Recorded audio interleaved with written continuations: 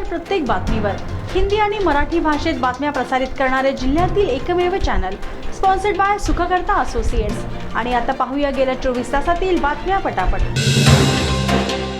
चंद्रपूर जिल्ह्यातील सावली तालुक्यातील सादागड हेटी हे गाव राज्यातील पहिले आदिवासी सौर ग्राम ठरले।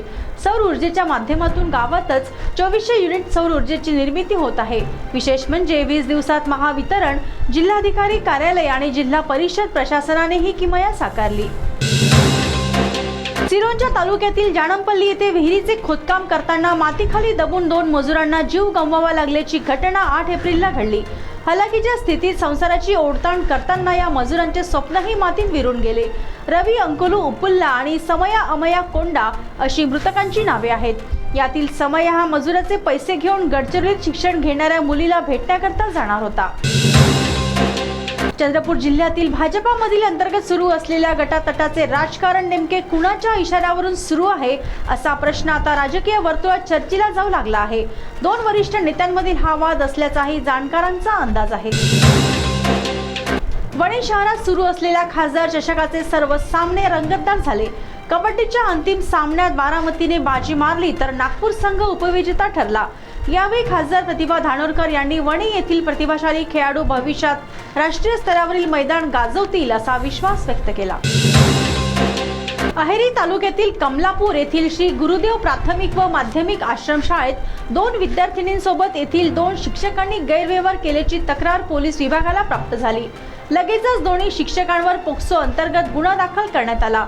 मात्र दुसरी बाजू लक्षात घेता या दोन्ही शिक्षकांनी त्यांना 2 इसमांद्वारे ब्लॅकमेल करण्यात आल्याचे सांगितले। शिक्षकांनी त्यांना दाद न दिल्याने ही खोटी तक्रार केली असल्याचे त्यांचे म्हणणे आहे। चंद्रपूर जिल्ह्यात उत्पादन शुल्क विभाग नेमके करते काय असा प्रश्न सर्वांनाच पडतो।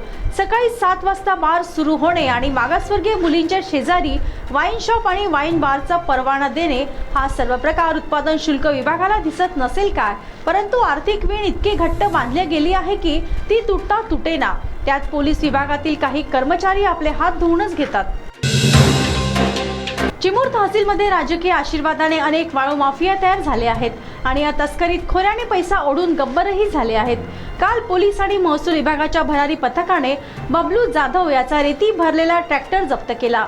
या ट्रॅक्टरमधून नेरी परिसरातील उमा नदीतून रेतीचा उपसा केला जात होता। चिमूर पासून 4 किलोमीटर दूर अंतरावर असलेल्या घनकचरा व्यवस्थापन प्रकल्पाला 7 एप्रिल रोजी आग लागली।